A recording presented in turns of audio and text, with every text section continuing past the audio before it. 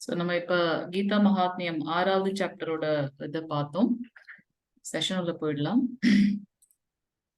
ஜெய ராத மாதவா ஜெய குஞ்ச பிஹாரி ஜெய ராத மாதவா ஜெய குஞ்ச பிஹாரி जय गोपी जन वल्लभा गिरिवरधारी जय गोपी जन वल्लभा गिरिवरधारी यशोदनंदन व्रज जनरंजन यशोदनंदन व्रज जनरंजन यमुनतीरवनचारी यमुनतीरवनचारी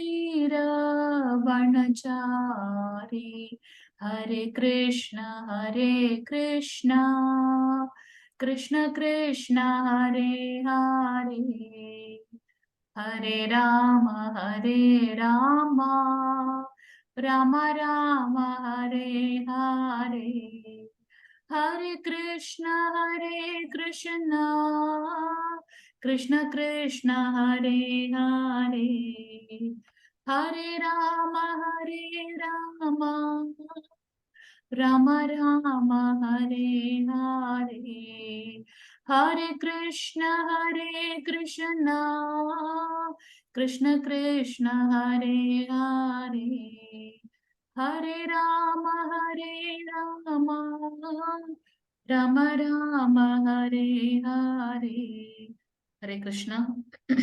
இன்னைக்கு 6வது நாள் அண்டர்ஸ்டாண்ட் பகவத்கீதா இன் 18 டேஸ் லெவல் 1 கிளாஸ்ல 6வது நாள் வந்திருக்கக்கூடிய அனைத்து பக்த கோடிகளையும் ஸ்ரீ ஸ்ரீ ராதா கோவிந்தா இஸ்கான் பெங்களூர் சார்பாக வருக வருக என்று வரவேற்கின்றோம். இன்னைக்கு நம்ம பார்க்கக்கூடிய அத்தியாயம் என்ன அப்படின்னு பாத்தீங்கன்னா தியான யோகம். இந்த அத்தியாயத்துல 47 ஸ்லோகங்கள் இருக்கு அப்படின்னு பாக்குறோம். நம்ம ஏற்கனவே குறிப்பிட்டது போல 18 அத்தியாயங்கள் இருக்கு நம்மளுடைய பகவத்கீதையில. அதுல முதல் 6 அத்தியாயங்கள் கர்மயோகத்தை பற்றி நமக்கு விளக்குகின்றன. நடுவில் இருக்கக்கூடிய அந்த மத்தியில் இருக்கக்கூடிய 6 அத்தியாயம் பக்தி யோகத்தையும், முடிவில் இருக்கக்கூடிய 6 அத்தியாயம் நமக்கு ஞான யோகத்தையும் விளக்குகின்றது அப்படின்னு பார்த்தோம். சோ இன்னைக்கு நம்மளுடைய முதல் 6 அத்தியாயத்தோட அந்த கடைசி அத்தியாயத்துல இருக்கும். சோ நாளையில இருந்து நம்ம பக்தி யோகத்தை பத்தி பகவான் சொல்ல போறாரு, அதை நம்ம கேட்க போறோம். சோ இன்னைக்கு இருக்கிற அந்த அத்தியாயத்தோட பேர் என்னன்னு பாத்தீங்கன்னா தியான யோகம். நேத்து நம்ம என்ன அத்தியாயம் பார்த்தோம்னு யாராவது சொல்ல முடியுமா? நேத்து பார்த்த அத்தியாயத்தோட பெயர்? ஹரே கிருஷ்ணா. கர்மயோகம் கிருஷ்ண உணர்வில் செயல். கர்மயோகம் கிருஷ்ண உணர்வில் செயல்கள். சந்நியாச யோகத்தை பத்தி அர்ஜுனர் கேட்டார் இல்லையா? சந்நியாசம் பெஸ்டா இல்ல கர்ம யோகம் செய்வது பெஸ்டா? செயலை துறப்பது கரெக்டா இல்ல பக்தி யோகம் கர்மயோகம் செய்வது சிறந்ததான்னு கேட்டார். எத்தனை ஸ்லோகங்கள் இருந்தது அதுல? சந்நியாச யோகம் இல்ல கர்ம யோகம் கிருஷ்ண உணர்வில் செயல்புரிதல் எத்தனை ஸ்லோகம் பார்த்தோம் நேத்து? 29 மாதாஜி. 29 ஸ்லோகங்கள் பார்த்தோம் இல்லையா? ஹரே கிருஷ்ணா. சோ முடிவில் அவர் என்ன சொன்னார்? பக்தி யோகம் தான் சிறந்தது, நிஷ்காம கர்ம யோகமே சிறந்தது. ஞான யோகம் இல்ல சந்நியாச யோகத்தை காட்டிலும் நிஷ்காம கர்ம யோகம், கடமைகளை நம்ம செய்யணும், பற்றற்று நம்மளுடைய கடமைகளை செய்யணும் அப்படின்றத சொன்னார். ஸ்டார்ட் பண்ணிடலாம். பிரணத்தி வாசிக்கிறீங்களா? ஹரே கிருஷ்ணா. வாசிக்கிற மாதாஜி. வாசிங்க பிரபுஜி. ஹரே கிருஷ்ணா. ஓம் நமோ பகவதே வாசுதேவாய. ஓம் நமோ பகவதே வாசுதேவாய. ஓம் நமோ பகவதே வாசுதேவாய. ஓம் அஞ்ஞான திமிராஞ்சஸ்ய ஞானாஞ்சநேய ஷலாகய சக்ஷுர் உன்மீலிதம் ஏன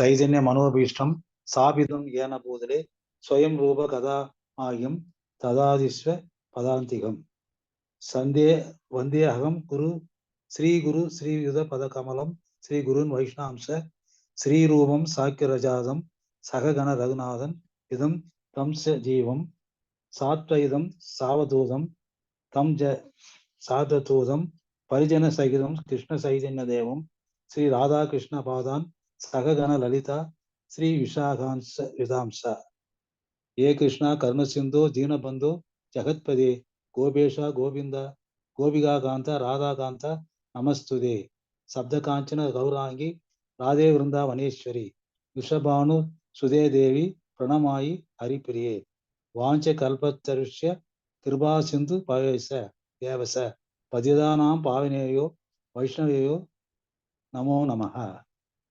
नमो ब्रह्मणय देवाय को ब्राह्मण हिताय स जगत् हिताय कृष्णाय गोविंदाय नमो नमः। नमो महावदन्ताय कृष्ण प्रेम प्रदायते कृष्ण कृष्ण चैतन्य नामिने गौरद्वेय द्वेष नमः। गुरुवे गौरचंद्राय राधिकाय तदालये कृष्णाय कृष्ण भक्ताय तद्भक्ताय नमो नमः। नमः ओम विष्णुपादाय प्रेष्ठाय भूतले श्रीमद् भक्ति वेदांत स्वामिनि इति नामिने नमस्ते सरस्वती देव गौरवाणी प्रसारिणे निर्विशेष श्रीनवादि पाश्चात्य देश तारिणे श्री कृष्ण चैतन्य प्रभु नित्यानंद श्री अद्वैत गदाधर श्री वासादि गौर भक्त वृंद। हरे कृष्ण कृष्ण कृष्ण हरे हरे राम राम राम हरे हरे हरे कृष्ण कृष्ण कृष्ण हरे हरे हरे राम राम राम हरे हरे हरे कृष्ण कृष्ण कृष्ण हरे हरे हरे राम राम श्री हरे कृष्ण कृष्ण प्रभुजी, थैंक यू प्रभुजी, हरे कृष्ण.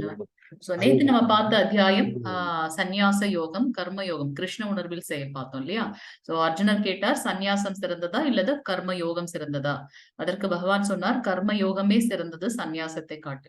நிஷ்காம கர்மம், நம்மளுடைய செயல்களை பற்றற்று செய்யும் போது அதனுடைய பாவ புண்ணிய பலன்களை பகவானுக்கு அர்ப்பணிக்கும் போது அது வந்து நிஷ்காம கர்ம யோகம் பாக்குறோம். அது நம்ம ஜட பந்தத்திலிருந்து விடுவிக்கின்றது.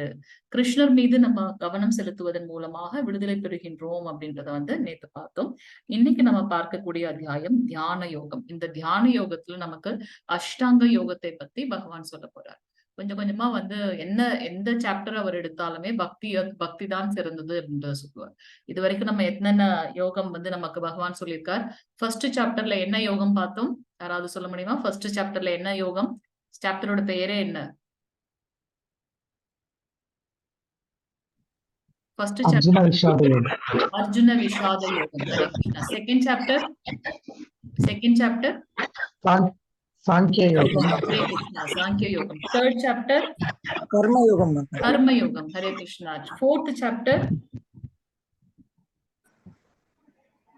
சாப்டர் ஞான யோகம். நேத்து பார்த்த சாப்டர் சந்நியாச யோகம். இன்னைக்கு நமக்கு சொல்ல போறது தியான யோகம். எப்படி தியானம் செய்வதன் மூலமாக பக்தன் பகவான் கிட்ட கனெக்ட் ஆறாரு அப்படின்றத பார்க்க போறோம். அஷ்டாங்க யோகம் 8 நிலைகள் இருக்கின்றது. அதை பத்தி இன்னைக்கு சொல்ல போறார். அஷ்டாங்க யோகாவில் முன்னேறுதல் அப்படின்றத முதல் ஸ்லோகத்துல 9 ஸ்லோகம் வரைக்கும், அஷ்டாங்க யோகாசனத்தின் நிலைகள் என்னென்ன 8 நிலைகள் இருக்கின்றது அப்படின்றது 10 முதல் 32 ஸ்லோகம் வரைக்கும். மனதை ஏன் கட்டுப்படுத்தணும்? அப்பதான் நம்ம நம்மளுடைய குறிக்கோளான பகவானை அடைய முடியும். 33ல இருந்து 36. தோல்வியுற்ற யோகியின் இலக்கு என்ன? நான் ஒரு ட்ரை பண்ணி அதுல நான் வெற்றி பெறவில்லை என்றால் என்னுடைய நிலை என்ன? அதை பத்தி 37ல இருந்து 45 ஸ்லோகம் வரைக்கும் சொல்ல போறார். பக்தி யோகமே மிக உயர்ந்த யோகம் அப்படின்றத கடைசி 46ல இருந்து 47 ஃபைனல் டச் பகவானுக்கு எப்பவுமே பாத்தீங்கன்னா பக்தி யோகத்துலதான் இருக்கும் அப்படின்றத பார்க்கலாம். ஹரே கிருஷ்ணா. வாசிங்க பிரபுஜி. ஹரே கிருஷ்ணா. மாதாஜி யாராவது வாசிங்க. ஸ்லைட் தெரியுதுங்களா? தெரியுதுங்க மாதாஜி. ஓம் நமோ பகவதே வாசுதேவாய.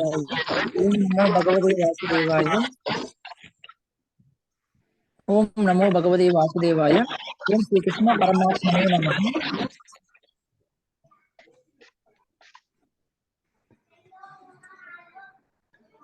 ஓம் நமோ பகவதே வாசுதேவாய. ஓம் நமோ பகவதே வாசுதேவாய. ஓம் நமோ பகவதே வாசுதேவாய. ஓம் கிருஷ்ண பரமாத்மனே நமः. அத ஷஷ்போ அத்தியாய ஞான யோக. ஓகே. ஃபர்ஸ்ட் ஸ்லோகம் வாசிச்சிருங்க பிரபுஜி. ஹரே கிருஷ்ண. பகவான் உவாச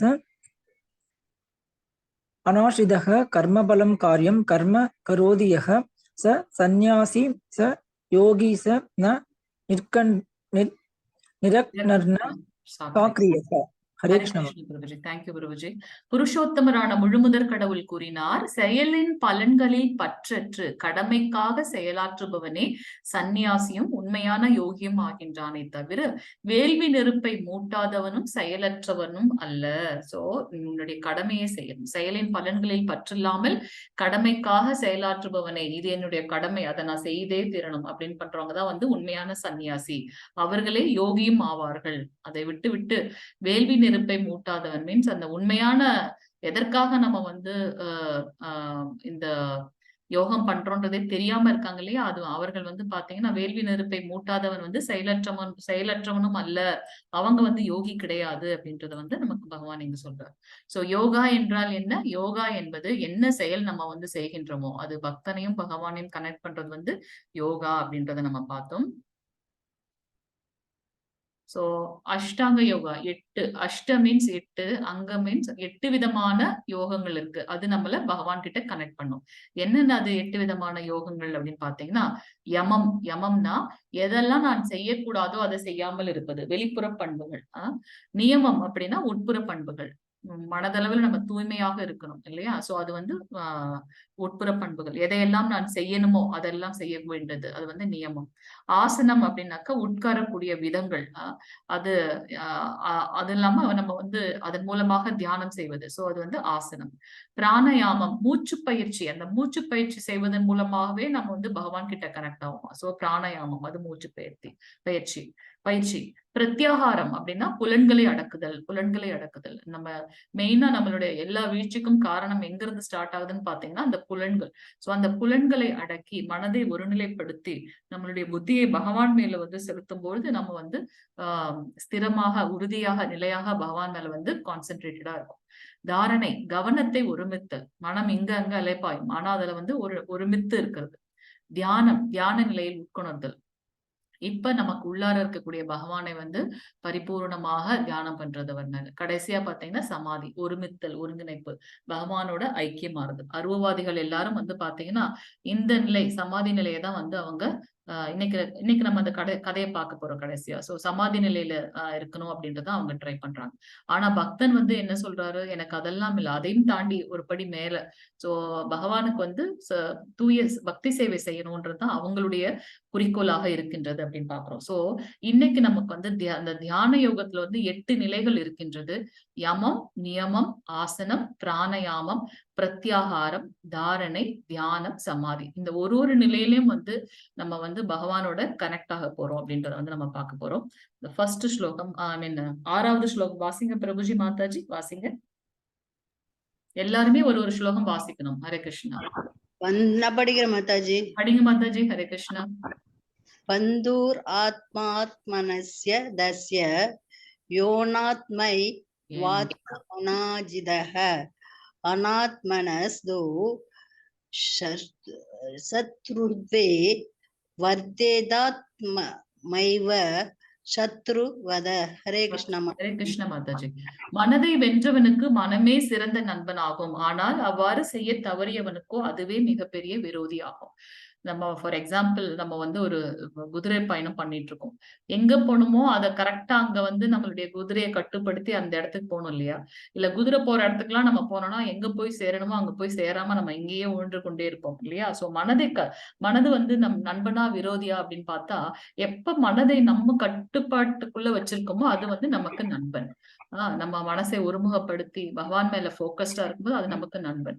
அதே சமயத்துல அதை நம்ம செய்ய விட்டுட்டோம் அப்படின்னாக்கா, அதுக்குள்ள அதோட கட்டுப்பாட்டுக்குள்ள நம்ம வந்துட்டோம் அப்படின்னாக்கா அதுதான் வந்து மிகப்பெரிய விரோதி, எதிரி அப்படின்றத நம்ம இங்க பார்க்கலாம். சோ மனதை வந்து கட்டுப்படுத்தும் போது அது நமக்கு நண்பன், அதால நாம கட்டுப்படும் போது பாத்தீங்கன்னா அதுவே வந்து பெரிய எதிரி அப்படின்றத இங்க பார்க்கலாம்.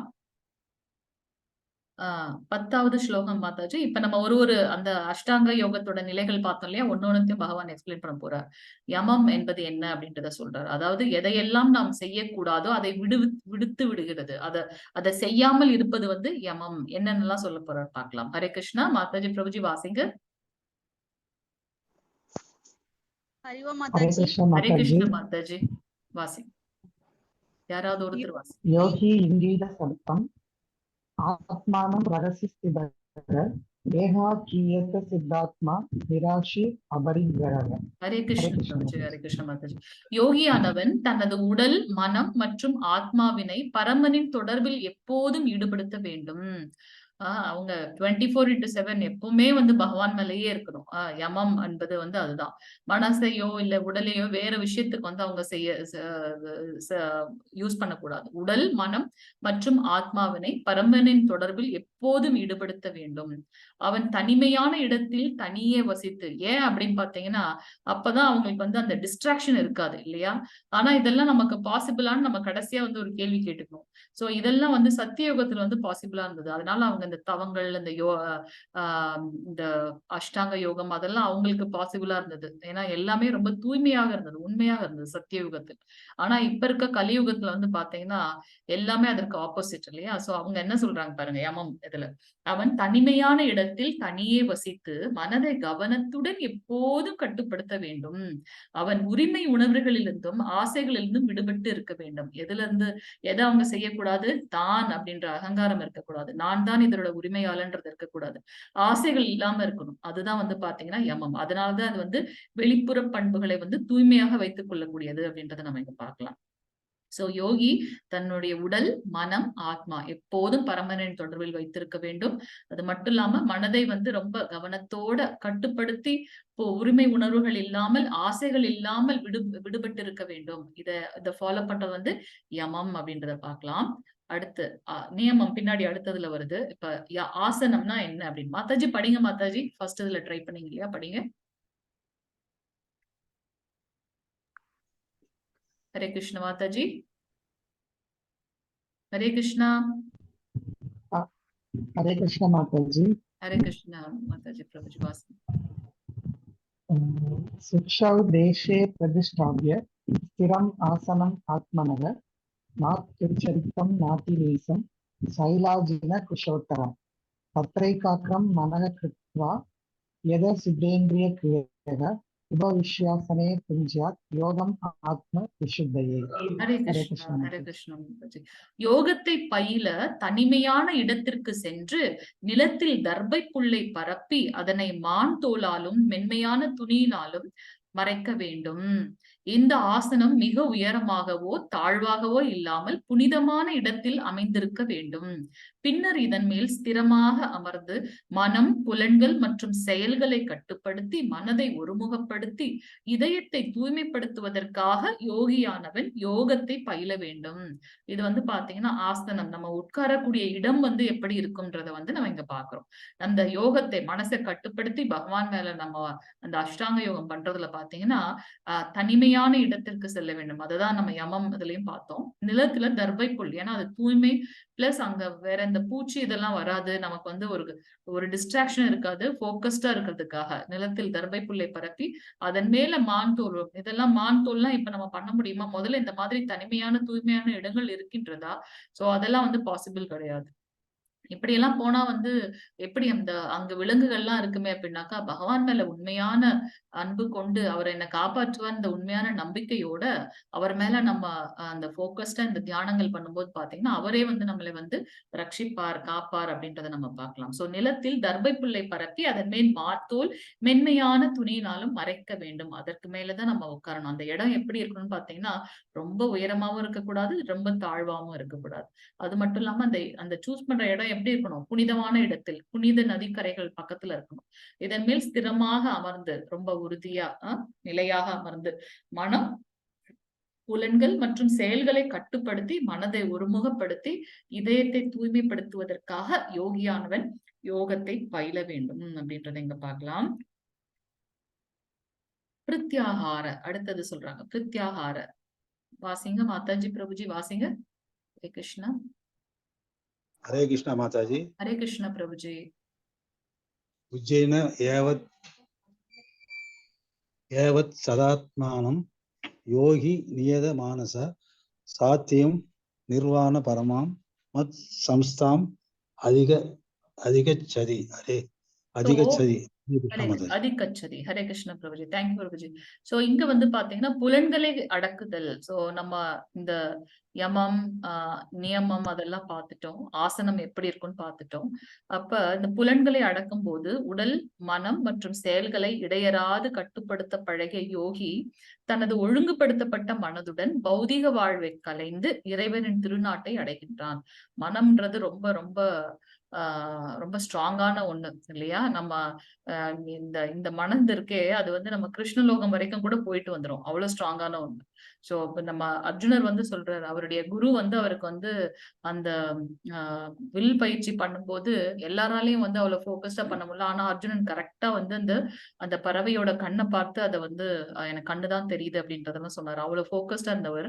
இப்ப பகவான் இதெல்லாம் சொல்லும்போது அவர் கேட்பாரு, என்னோட மனது வந்து ரொம்ப அலைப்பாயுதே, ஒரு காற்று கூட என்னால ஒரு குடுவையில அடைத்து விட முடியும் போல இருக்கு. ஆனா மனதை வந்து கட்டுப்படுத்த முடியல அப்படின்றத சொல்லுவார். அதற்கும் ஆன்சர் பகவான் சொல்லுவார். சோ மனம் வந்து பாத்தீங்கன்னா ரொம்ப அலைப்பாயக்கூடிய ஒன்று. ஆனா அதையும் கட்டுப்படுத்தக்கூடியவன் தான் யோகி.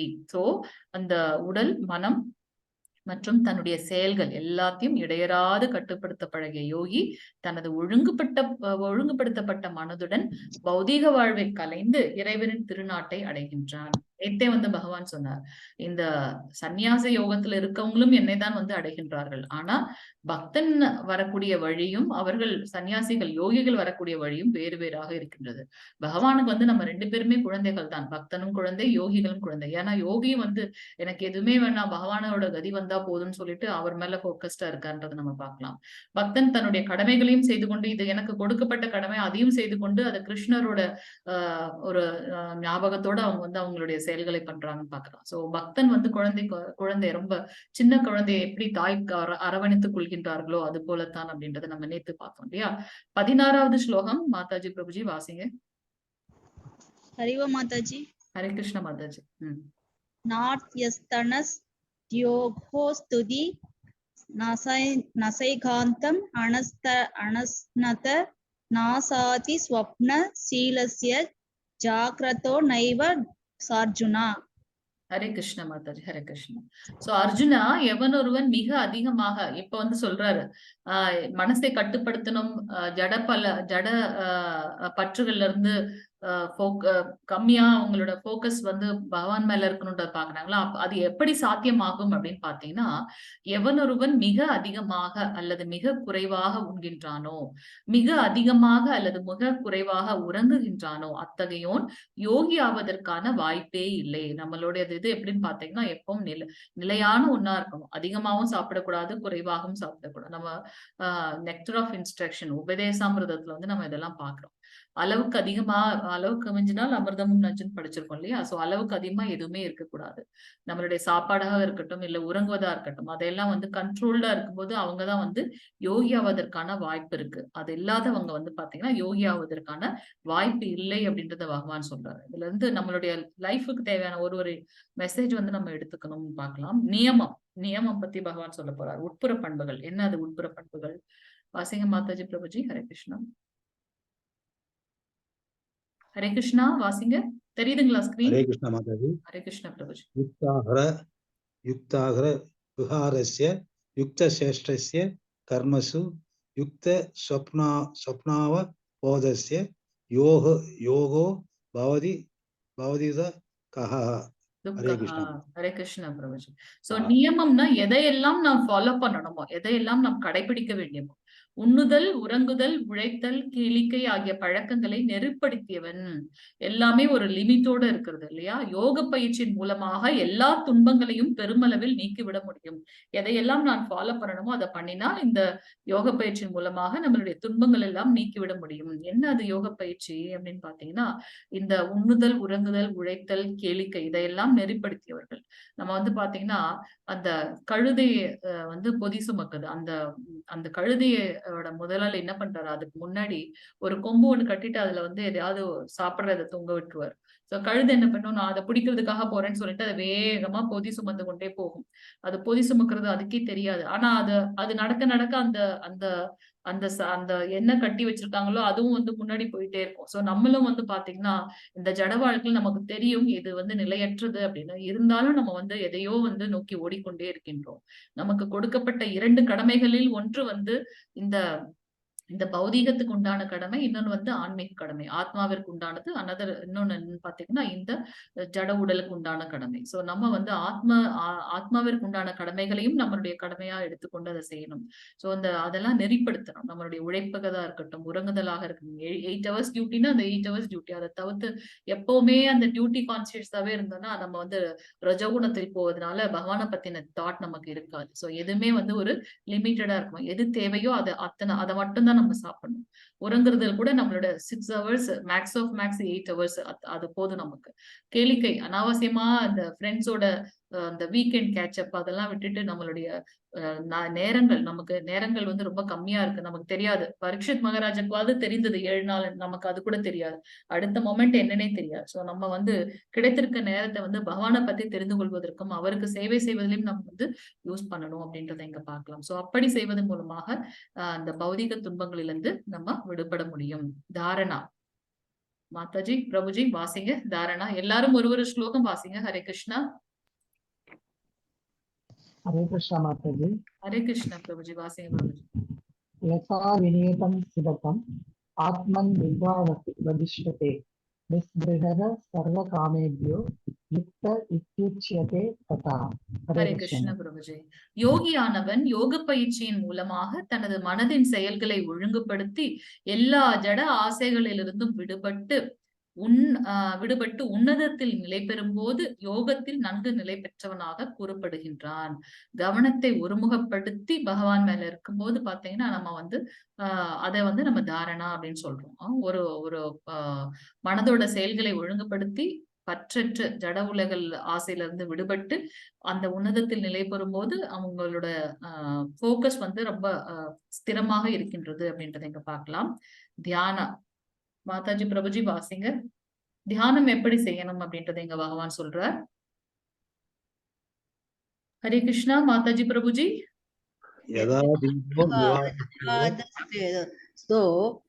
நேங்கதே சோபாபமா சம்ருதா யோகினோ யத சித்தஸ்ய யங்க ஜதோ யோகம் ஆத்மனக. ஹரே கிருஷ்ண மாதாஜி. தியானம் எப்படி செய்யணும் அப்படின்னா, காற்று வீசாத இடத்தில் உள்ள தீபம் வந்து எப்படி அசையாமல் அப்படியே ரொம்ப ஸ்திரமா நிலையா இருக்கோ அது போல நம்மளோட மனதை அடக்கிய யோகி திவ்யமான ஆத்மாவின் மீதான தனது தியானத்தில் எப்போதும் ஸ்திரமாக உறுதியாக உள்ளான். எப்ப காற்றே இல்லாத ஒரு இடத்துல ஒரு தீபம் எடுத்து வச்சோன்னா அது எப்படி அப்படியே ஸ்டில்லா போயிட்டு இருக்கும் இல்லையா? அது போல இந்த நம்ம தியானம் பண்ணும்போது ஆத்மா மேல நம்ம போக்கஸ்டா அது மேலேயே இருக்கணும் அப்படின்னு பாக்குறோம் இங்க. சோ இது வந்து நம்ம தியானத்தோட நிலை, சமாதி கடைசி. பிரபுஜி உங்ககிட்ட இது இருக்குங்களா, புக் இருக்குங்களா?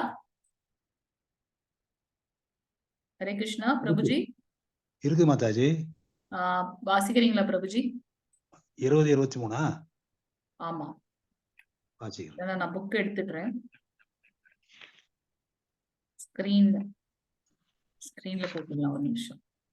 20ல இருந்து 23 வரைக்கும் ஒரு நிமிஷம். யத்ரோ பரமதே சித்தம் விருத்தம் யோக சேவையா யத்ர சைவாத் மனாத்மானம் பஷ்யன் ஆத்மனி துஷ்யதி சுகம் ஆத்யதிகம் யத் தத் புத்திக்ராஹ்யம் அதித்ரியம் வேத்தி யத்ர ந சைவாயம் சலதி தத்வத யம் லப்தவா சாபரம் லாபம் மன்யதே நாதிகம் ததா யஸ்மின் சுதிதோ நாதுகேன குரு நாவி விசால்யதே தம் வித்யாத்துக துக்க சம்யோக வியோகம் யோக சம்கிதம். ஹரே கிருஷ்ண மாதாஜி. ஹரே கிருஷ்ணா பிரபுஜி, தேங்க்யூ பிரபுஜி. ஹரே கிருஷ்ணா. சோ சமாதி நிலை என்ன அப்படின்னாக்கா, சமாதி என்று அழைக்கப்படும் பக்குவ நிலையில் மனம் யோக பயிற்சியின் மூலமாக ஜட செயல்களிலிருந்து முழுமையாக விலக்கப்படுகின்றது. இதோட பெஸ்ட் எக்ஸாம்பிள் என்ன அப்படின்னு பாத்தீங்கன்னா, நம்ம பலி மகாராஜ் வந்து எப்படி வந்து பகவான் கிட்ட வந்து கம்ப்ளீட்டா சரணாகதி அடைந்தார் இல்லையா? சோ தூய மனதால் தன்னை கண்டு தன்னில் இன்பத்தை அனுபவிப்பதற்கு ஒருவனிடம் உள்ள திறனிலிருந்து இப்பக்குவ நிலையை உணரலாம். அந்த இன்ப நிலையில் அவன் திவ்யமான புலன்களின் மூலம் எல்லையற்ற திவ்யமான ஆனந்தத்தை அனுபவிக்கின்றான். இவ்வாறு நிலை பெற்றவன் உண்மையிலிருந்து என்றும் வழுவுவதே இல்லை. அது என்ன உண்மை? சாங்கிய யோகம். இதை விட உயர்ந்த லாபம் ஏதுமில்லை என்று நினைக்கின்றான். பகவான் கிட்டேயே வந்து கம்ப்ளீட்டா சரண்டர் ஆகிறத விட அதை விட வேற என்ன நிலை இருக்கு இல்லையா? அத்தகு நிலையில் அமைந்தவன் மாபெரும் துயரங்களுக்கு மத்தியிலும் ஒருபோதும் அசைக்கப்படுவதில்லை. ஏன்னா அவர் வந்து ரொம்ப ஹையஸ்ட் பிளாட்ஃபார்ம்ல இருக்கார், சமாதி நிலையில இருக்கார் அப்படின்றத நம்ம பார்க்கலாம். ஹரே கிருஷ்ணா. சோ இங்க பாத்தீங்கன்னா பஞ்சபாண்டவர்களுக்கு வந்து துரோணாச்சாரியர் வந்து பயிற்சி கொடுக்கும்போது அர்ஜுனன் வந்து அவ்வளவு ஸ்திரமா அத்தனை செடி கொடி மரம் அதுக்கு நடுவுல வந்து அந்த பறவையோட கண்ணு பார்த்து அவ்வளோ போக்கஸ்டா வந்து அர்ஜுனன் வந்து அந்த பறவையை வந்து வீழ்த்தினார்ன்றதை பார்க்கலாம். அது மட்டும் இல்ல, அவருடைய அந்த வனவாசம் போகும்போது பாத்தீங்கன்னா வைராகியத்தோட அவங்க வந்து அவர்களுடைய திரௌபதியோட சுயம்பரம் நடக்கும். அப்ப அவங்க வந்து பாத்தீங்கன்னா எல்லாரும் வந்திருப்பாங்க. அதுல வந்து தண்ணியில வந்து அந்த பிம்பத்தை பார்த்து மேல இருக்கக்கூடிய பறவையோட வீழ்த்தனம் அப்படின்றது அதான் வந்து கட்டுப்பாடு. அத வந்து அர்ஜுனன் செய்தார். அது போல அந்த அஜ்ஞானவாசம் 12 வருட வனவாசம், 1 வருடம் அஜ்ஞானவாசம், அதையெல்லாம் ரொம்ப ஸ்திரமாக செய்த அர்ஜுனன் பகவான் கிட்ட இப்ப சொல்றார், என்னால மனதை வந்து கட்டுப்படுத்த முடியாதே கிருஷ்ணா அப்படின்னு சொல்றார். இவங்க எந்த யுகத்துல இருக்காங்க அப்படின்னாக்கா துவாபர யுகத்துல இருக்காங்க இல்லையா? அதுவும் இல்லாம சாக்ஷாத் பகவான் வந்து அர்ஜுனன் கூட இருக்கார். அப்புறம் எப்படி அவர் வந்து அந்த கேள்வியை எதுக்காக கேட்கிறாருன்னா, நமக்காக தான் இந்த மாதிரியான கேள்வியை அவர் பகவான் கேட்கிறார். 34வது ஸ்லோகம் மாதாஜி பிரபுஜி, ஸ்கிரீன் தெரியுதா? வாசிங்க 34வது ஸ்லோகம். हरे कृष्ण माता जी। हरे कृष्ण माता जी प्रभुजी वासिंग। संजलम की मनः कृष्ण समाधि फलवत्फलम तदस्याहं निग्रहं मन्यते वायोरिव दुष्करम्। हरे कृष्ण। हरे कृष्ण। கிருஷ்ணா, மனம் அமைதியற்றதும் குழப்பம் நிறைந்ததும் அடங்காததும் சக்தி மிகுந்ததும் ஆயிற்றே. வீசும் காற்றை அடக்குவதை விட மனதை அடக்குவது கடினமாக எனக்கு தோன்றுகின்றது. பகவத்கீதை 5000 வருடங்களுக்கு முன்னால் நமக்கு வந்து கிடைச்சதுன்னு பார்த்தோம், ஒரு அமிர்தம். ஆனா இப்பவும் பாருங்க, இப்ப காலகட்டத்திலயும் இதெல்லாமே வந்து அப்ளிகபிள். இப்பவும் இதெல்லாம் உண்மைதான் இல்லையா? மனசு வந்து உண்மையாலுமே அமைதியற்றது, குழப்பம் நிறைந்தது. சோ ஒரு எல்லா காலகட்டத்துக்கும் பொருந்தக்கூடியது அப்படின்றத பாக்குறோம் நம்ம பகவத்கீதையில. சோ இங்க வந்து அர்ஜுனன் சொல்றாரு, என்னால அதை அடக்குவது கடினமாக இருக்கும் போல இருக்கே அப்படின்னு சொல்லி கேட்கிறார். அதுக்கு பகவான் என்ன ஆன்சர் சொல்றான்னு பார்க்கலாம். 35வது ஸ்லோகம். கொஞ்சம் சீக்கிரம் வாசிச்சீங்கன்னா நல்லா இருக்கும். பகவான் வாசா அசம்சை மகாபாகோ மனோ துர்நிகிரகம் சலம் அப்யாசேனது கௌந்தேயா வைராகியேன ச கிரியதே. ஹரே கிருஷ்ணா. சோ பகவான் வந்து ஒரு பெஸ்ட் டீச்சர், கவுன்சிலர், நல்ல குரு. அவர் பாருங்க, அவரை வந்து அக்னாலேஜ் பண்ணுவார். பகவான் ஸ்ரீ கிருஷ்ணர் கூறினார், பலம் புரிந்திய புயங்களை உடைய குந்தியின் மகனே, அமைதியற்ற மனதை அடக்குவது சந்தேகமின்றி மிகவும் கடினமே. ஆமா, அது உண்மைதான்பா. ஆனால் தகுந்த பயிற்சியினாலும் பற்றின்மையாலும் அது சாத்தியமாகும். தகுந்த பயிற்சி, பற்றின்மை. நம்ம ஒரு என்ன ஒரு விஷயங்கள் வந்து தெரிஞ்சுக்கணும்னாலும் அதுக்கு உண்டான பயிற்சிகளை வந்து நம்ம எடுக்கணும். எதற்காக நம்ம வந்து ஹரே கிருஷ்ண மகாமந்திரம் இப்ப சொல்றோம் அப்படின்னாக்கா, கண்டிப்பாக நம்ம எல்லாரும் வந்து எஸ்கேப் ஆகாத ஒண்ணு என்னன்னாக்கா, பிறப்பு இறப்பு மூப்பு என்று முதுமைன்றதை பார்த்திருக்கோம் நிறைய தடவை கிளாஸ்ல. சோ நம்ம எல்லாருமே வந்து அந்த மரணத்தை வந்து ஒரு நாள் நம்ம பார்க்கதான் போறோம். சோ அந்த சமயத்துல நம்ம வந்து பகவானுடைய பெயர்களை சொல்லும் போது நமக்கு வந்து விஷ்ணு தூதர்கள் வந்து நம்மளை அழைத்து கொண்டு செல்வார்கள். இல்லைன்னா நம்ம வந்து வேற என்ன நினைக்கிறோமோ அதோட பிறப்பு இருக்கும். யமதூதர்கள் தான் நமக்கு வருவாங்க. அதுவும் கலியுகத்தில் நம்ம இருப்போம். என்னதான் வந்து கலியுகம் வந்து மிகவும் கொடுமையானதா இருந்தாலும் இதுல கொடுக்கப்பட்ட ஒரு பெரிய என்ன சொல்றது, வரப்பிரசாதம் என்ன அப்படின்னாக்கா, ஹரே கிருஷ்ண மகாமந்திரம். சோ நம்ம ஒவ்வொரு நாளும் ஹரே கிருஷ்ண மகாமந்திரத்தை, ஹரே கிருஷ்ண கிருஷ்ண கிருஷ்ண ஹரே ஹரே, ஹரே ராம ராம ராம ஹரே ஹரே, எப்ப நம்ம மகாமந்திரத்தை ஜபிக்கின்றோமோ, இப்ப நம்ம எல்லாம் எக்ஸாமுக்கு ப்ரிப்பேர் பண்ணிட்டு இருக்கோம். நம்மளுடைய எக்ஸாம் எப்ப வரும் அப்படின்னாக்கா, அந்த மரண தருவாய் வரும். அந்த சமயத்துல நான் என்ன பகவானை நினைக்கிறேன்னு அப்போதான் வந்து நமக்கு வந்து விஷ்ணு தூதர்கள் வந்து நம்மளை அழைத்து கொண்டு செல்வார்கள். அதற்காக தான் நம்ம வந்து இப்ப நம்ம ப்ரிப்பேர் பண்ணிட்டு இருக்கோம். சோ பகவான் என்ன சொல்றாருனாக்கா, தகுந்த பயிற்சி பற்றின்மை, அதால நம்மளுடைய மனதை வந்து அடக்குவது சாத்தியம் அப்படின்றத இங்க சொல்றாரு. சோ பயிற்சி என்பது வந்து மிக முக்கியமான ஒன்று. சோ மனம் நண்பனா விரோதியா அப்படின்னு கேட்டா, எப்ப மனதை நம்ம கட்டுப்படுத்துறோமோ அது நமக்கு நண்பன். அது நம்மளை கட்டுப்படுத்துச்சு அப்படின்னாக்கா நம்ம அது வந்து நமக்கு விரோதி அப்படின்றத பார்க்கலாம். 41வது ஸ்லோகம் மாதாஜி பிரபுஜி வாசிங்க. हरे कृष्ण माताजी। ஹரே கிருஷ்ணா. प्राव्य पुण्यकृदां लोगान् उषित्वा साश्वरीकी समाहा सशीनां श्रीमदां केगे योगपृष्ठो अभिजायते। ஹரே हरे கிருஷ்ணா. कृष्ण ஹரே माताजी। கிருஷ்ணா. வெற்றியடையாத யோகி புண்ணிய ஆத்மாக்களின் லோகங்களில் பற்பல வருடங்கள் அனுபவித்த பின் நல்லோரின் குடும்பத்தில் அல்லது பெரும் செல்வந்தரின் குடும்பத்தில் பிறக்கின்றான். அர்ஜுனர் திருப்பி கேட்கிறார், ஓகே நீங்க இப்ப சொன்னீங்க இல்லையா அஷ்டாங்க யோகம், இந்த யோகம் எல்லாம் செய்ய நான் ட்ரை பண்றேன். சப்போஸ் நான் அதுல இருந்து வீழ்ச்சி அடைந்து விட்டால் நான் என்ன, என்னோட கதி என்ன அப்படின்னு கேட்கிறார். அதற்கு பகவான் ஆன்சர் சொல்றார், வெற்றி அடையாத யோகி புண்ணிய ஆத்மாக்களின் லோகங்களில், நம்ம பார்த்தோம் 14 லோகங்கள் இருக்கு அப்படின்னு. மத்தியில் வந்து இந்த பூலோகம், இதற்கு மேல 6 லோகங்கள், கீழே 7 லோகங்கள் இருக்கு அப்படின்றத பார்த்தோம். சோ அந்த மேல இருக்கக்கூடிய லோகங்கள் வந்து மேலுலகங்கள் வந்து திவ்யமானது. ஒரு லோகத்துக்கும் வந்து பாத்தீங்கன்னா டிஃப்ரெண்ட் குவாலிட்டிஸ் இருக்கு அப்படின்னு. ஆனாலும் இந்த இதெல்லாமே வந்து பாத்தீங்கன்னா பிரளயத்துக்கு உட்பட்டது. எந்த லோகம், நம்ம சொர்க்கலோகமே போனாலும் கூட அங்க இருக்கக்கூடிய சுகதுக்கங்களை அனுபவித்து விட்டு திருப்பி நம்ம வந்து இந்த பூலோகத்துக்கு வந்து நம்ம வந்து இந்த பிறப்பு இறப்பு சுழற்சி எல்லா லோகத்திலுமே இருக்கின்றது. இதுல இருந்து நம்ம விடுபடணும் அப்படின்னாக்கா பகவானுடைய அந்த கோலோக பிருந்தாவனம் அங்க போகதான், கிருஷ்ணலோகத்துக்கு போகிறதுக்கு தான் நம்ம வந்து பிரயத்தனம் பண்ணணும் அப்படின்றத பார்க்கலாம். சோ இங்க வந்து நான் நிறைய ட்ரை பண்ண யோக இதுல, ஆனா என்னால முடியலன்னா என்ன பண்றதுன்னு கேட்ட கேள்விக்கு பகவான் சொல்றார், புண்ணிய ஆத்மாக்களின் லோகங்களில் பற்பல வருடங்கள் அனுபவித்த பின் நல்லோரின் குடும்பத்தில் அல்லது பெரும் செல்வந்தரின் குடும்பத்தில் பிறக்கின்றான். திருப்பி அவர்களுக்கு வந்து அந்த பிறப்பு இறப்பு இருக்கின்றது. எதற்காக வந்து நல்லோரின் குடும்பத்தில் அல்லது பெரும் செல்வந்தரின் குடும்பத்தில் பிறக்கின்றான்? அப்ப அட்லீஸ்ட் அந்த வயிற்றுக்கு உண்டான அந்த கஷ்டங்கள் இருக்காது இல்லையா? அது வந்து ஒரு பேசிக் குவாலிட்டி, பேசிக் நீடு நமக்கு சாப்பாடுன்றது. சோ அதுக்காக நான் வந்து அலைய வேண்டாம். அப்ப எனக்கு இருக்கிற டைம்ல நான் வந்து பகவானுடைய சேவையில வந்து ஈடுபடுத்த முடியும். நல்லவங்களோட குடும்பத்திலையும் செல்வந்தர்களுடைய குடும்பத்திலையும் பிறக்கின்றான் அந்த யோகி. அடுத்த கேள்வி கேட்கிறாரு, சப்போஸ் நான் அதை விட என்னோட இலக்கு தவறித்துனா என்னன்னு கேட்ட கேள்விக்கு அவர் கண்டினியூஷன் அடுத்து அவர் சொல்றார். 42வது ஸ்லோகம் மாதாஜி பிரபுஜி வாசிங்க. ஹரே கிருஷ்ணா.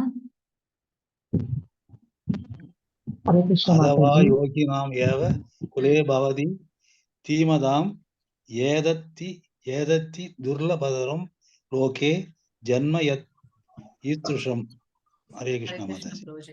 அல்லது நீண்ட கால யோக பயிற்சிக்கு பின் நான் ரொம்ப வருஷமா செய்து வெற்றி அடையல அப்படின்னாக்கா அறிவில் சிறந்து விளங்கும் ஆன்மீகங்களின் குலத்தில் பிறப்பது உறுதி. இத்தகு பிறவி நிச்சயமாக இவ்வுலகில் மிகவும் அரிதானதாகும். அவங்க வந்து பாத்தீங்கன்னா பெரிய ஆன்மீக குலத்தில் வந்து அவங்க பிறக்கின்றாங்க, அந்த ஃபேமிலியில பிறக்கிறாங்க. அது வந்து பாத்தீங்கன்னா மிகவும் அரிதான ஒரு பிறவி அப்படின்றத நம்ம பார்க்கலாம். அதனாலதான் நம்ம இன்னைக்கு வந்து சுகதேவ கோஸ்வாமியோட கதையை நம்ம பார்க்க போறோம். 47வது ஸ்லோகம் மாதாஜி பிரபுஜி. 47 பிரபுஜி வாசிங்க. ஏன் மாதாஜிஸ் யாருமே வாசிக்க மாட்டீங்க? நீங்க நம்ம பிரபுஜிஸ் மட்டும் தான் வாசிக்கிறாங்க. எல்லாருமே ரொம்ப பிஸியா இருக்காங்க போல இருக்கு வேற விஷயத்துல. சுகுணா மாதாஜி வாசிங்க. ஹரே கிருஷ்ணா. हरे कृष्ण मैम। ஹரே கிருஷ்ணா. योगिनाम अभि सर्वेषां मत्कदेनां तारात्मन करत्ता वान् भजादे योम्यां मां समे युक्तदमो मद। ஹரே கிருஷ்ணா மாதாஜி. தேங்க்யூ மாதாஜி. हरे कृष्ण। மேலும் எல்லா யோகிகளுக்கும் மத்தியில் எவனொருவன் பெரும் நம்பிக்கையுடனும் எப்போதும் என்னில் நிலைத்து தன்னுள் என்னை எண்ணி எனக்கு திவ்யமான அன்பு தொண்டு புரிகின்றானோ அவனே யோகத்தில் என்னுடன் மிகவும் நெருங்கியவனும் எல்லோரை விட உயர்ந்தவனும் ஆவான். இதுவே எனது அபிப்பிராயம். திருப்பி பாத்தீங்கன்னா பகவான் இங்க வந்து என்ன சொல்றாரு, பக்தி யோகத்தை தான் வந்து அவரு இன்சிஸ்ட் பண்றாரு அப்படின்றத நம்ம இங்க பாக்கலாம்.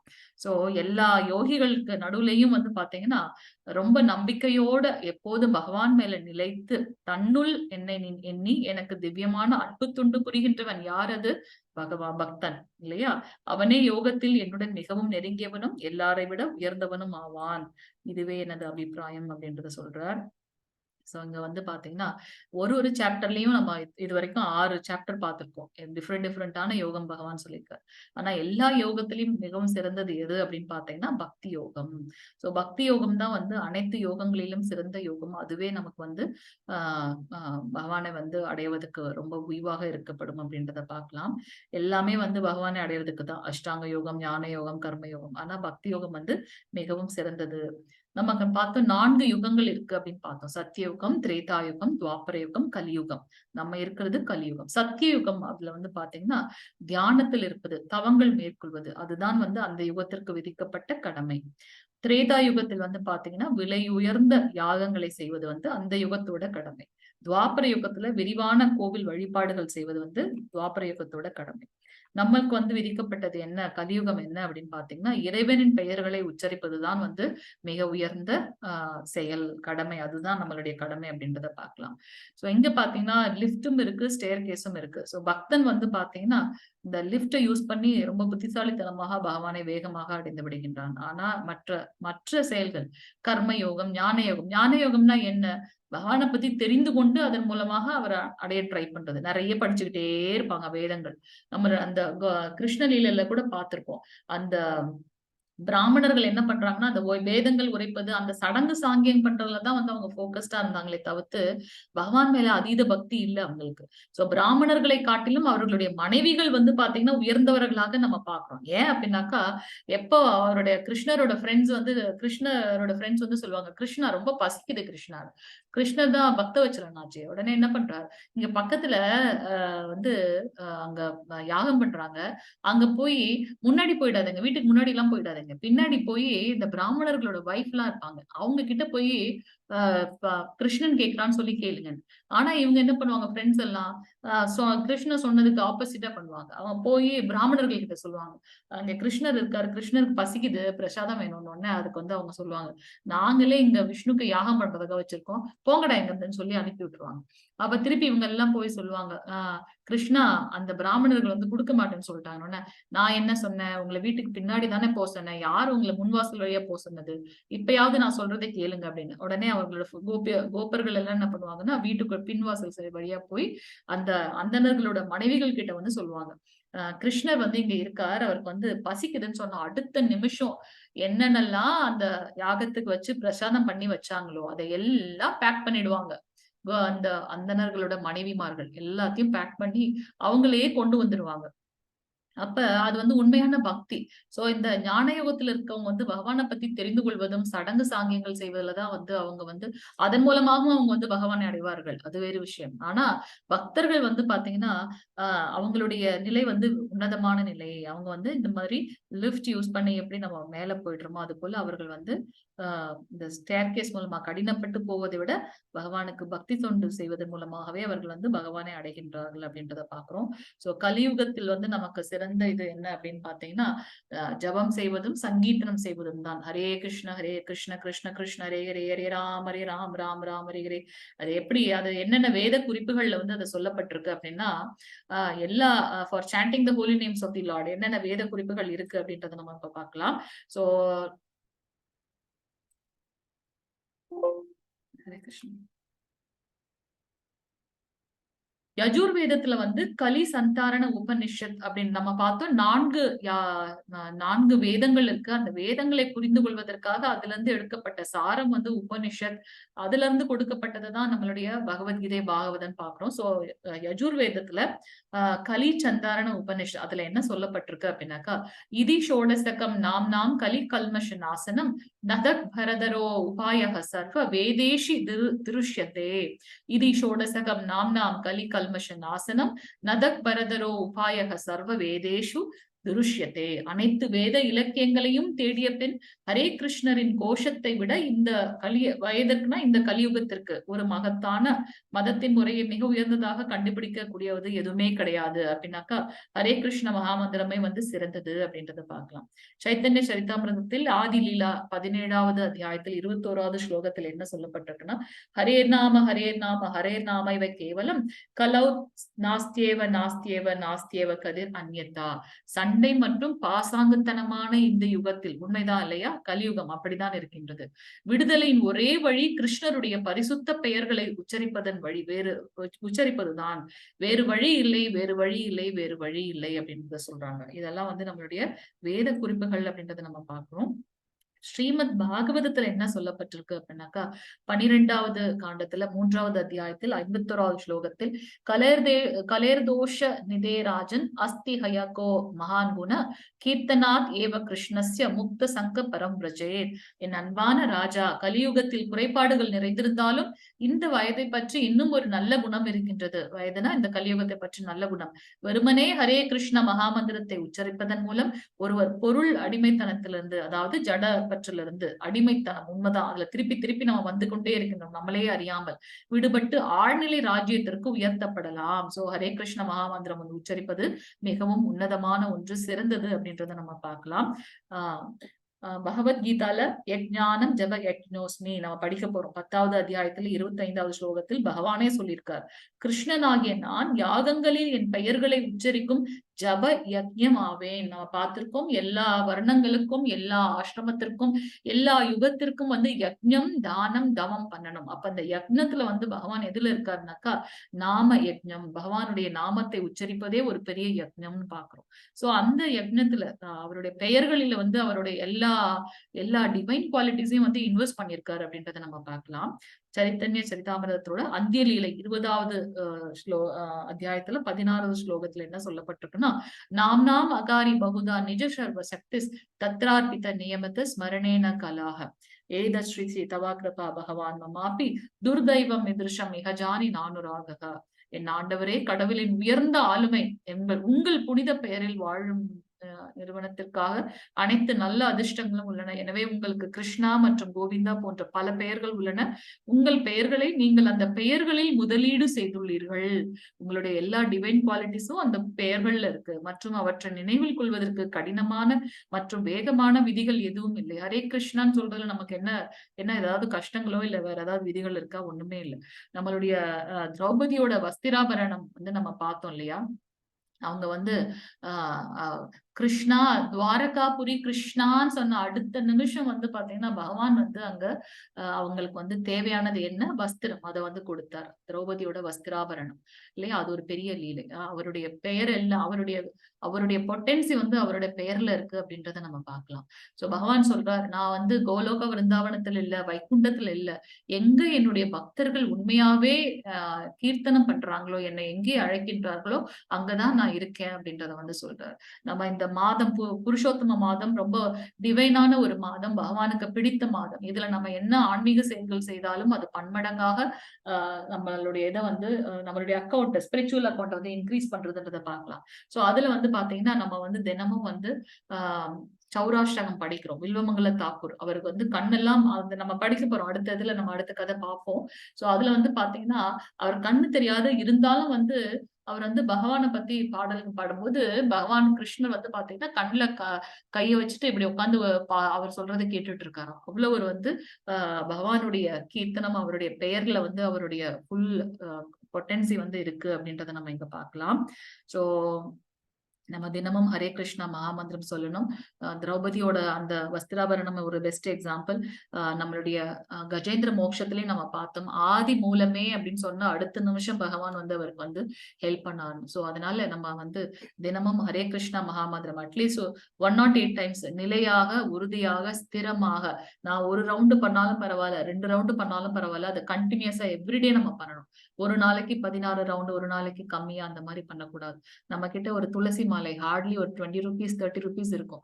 இந்த பேக்ல வந்து துளசி மாலை வச்சு துளசி மாலை மேல நம்மளுடைய மனதை வைத்து நம்ம வந்து ஹரே கிருஷ்ணா மகாமந்திரம் சாண்டிங் பண்ணணும். அப்படி பண்ணும்போது பாத்தீங்கன்னா நம்ம நிறைய அந்த கிளச்சஸ் இருக்கும், நிறைய மனது வந்து அலைப்பாயும். இருந்தாலும் அதையெல்லாம் விட்டு விட்டு போக்கஸ்டா நம்ம இப்ப எல்லாம் நம்ம எக்ஸாம்காக ப்ரிப்பேர் பண்ணிட்டு இருக்கோம். யாராவது அதுல இருந்து தப்பிக்க முடியுமா? மரணத்துல இருந்து கண்டிப்பா முடியாது.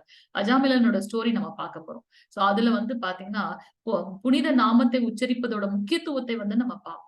இப்ப நம்ம பண்றதெல்லாம் நம்ம நினைச்சுக்கோ, நான் பெரிய ஆளு, என்கிட்ட இவ்வளவு பணம் இருக்கு, இவ்வளவு பலம் இருக்கு எல்லாமே. ஆனா மரணத்துக்கு அப்புறம் வந்து பாத்தீங்கன்னா அந்த மரண தருவாயில என்ன நடக்குதுன்றத பார்க்கும்போதே அதே நமக்கு வந்து ரொம்ப பயமா இருக்கு. அந்த ஆத்மா இந்த உடம்பை விட்டு போகாதான், இல்ல நான் இங்க வரமாட்டேன். நம்ம பாத்தீங்கன்னா அடிச்சு அந்த ஆத்மாவை எடுப்பாங்க.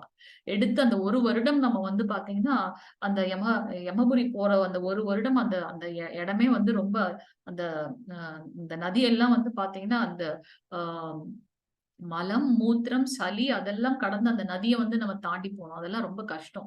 சோ நம்ம எதுக்காக வந்து யம தூதர்கள் கிட்ட வந்து மாட்டணும்?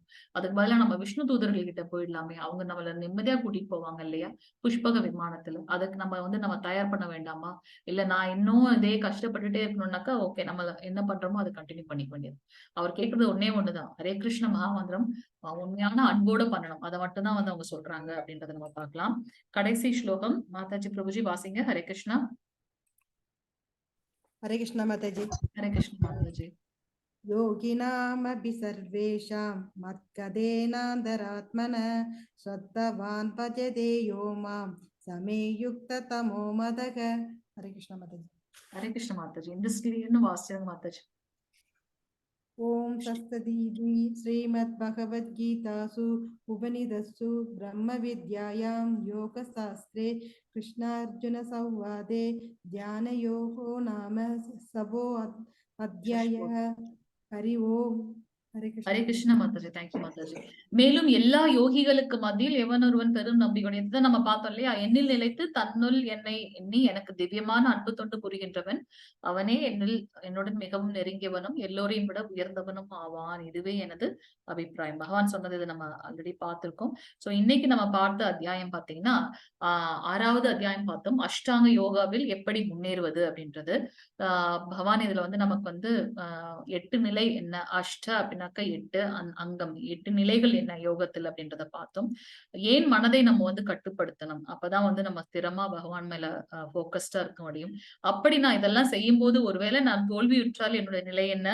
மேபி நான் வந்து ஒரு நல்ல ஃபேமிலியில பிறக்கலாம், செல்வந்தர்களோட ஃபேமிலியில பிறக்கலாம். அப்படி அதையும் தாண்டி நிறைய உயர்ந்ததெல்லாம் செய்து நான் வீழ்ச்சி உற்றேன் என்றால் என்ன செய்வது? அது திருப்பி நமக்கு வந்து பகவான் சொல்ற ஒரு பெரிய ஆன்மீக குடும்பத்துல வந்து நம்ம பிறக்கின்றோம் அப்படின்றத பார்க்கலாம். சோ பக்தி யோகம் தான் வந்து மிக உயர்ந்த யோகா அப்படின்றது வந்து இத்தனை பெரிய யோகிகளுக்கு நடுவுலையும் கூட நிலையாக உண்மையாக என் மீது பற்றோடு இருக்கவன் வந்து சிறந்தவன் அப்படின்றத வந்து பகவான் இங்க சொன்னார். ஹரே கிருஷ்ணா. வாஞ்ச கல்பதருஷ்ய கிருபா சிந்துத்தே ஏவச்ச பதிதானாம் பாவனேப்யோ வைஷ்ணவேப்யோ நமோ நமக. அனந்த கோடி வைஷ்ணவ விருந்த கி ஜெய். நாமாச்சாரிய ஸ்ரீல ஹரிதாஸ் தாக்கூருக்கு ஜெய். ஜெகத்குரு ஸ்ரீல பிரபுபாத் கி ஜெய். நித்தாய் கௌர ஹரி போல். ஹரே ஹரே கிருஷ்ணா.